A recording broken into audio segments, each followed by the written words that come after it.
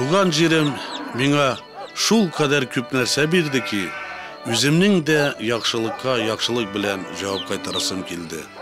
Адәм баласы моңсуланганда, жаны уйнаганда, һәр вакыт туган йортына, ата-анасы хузурына килә, нигезенә кайта, яисә су буйларына чишмәләр җырын тыңларга бара.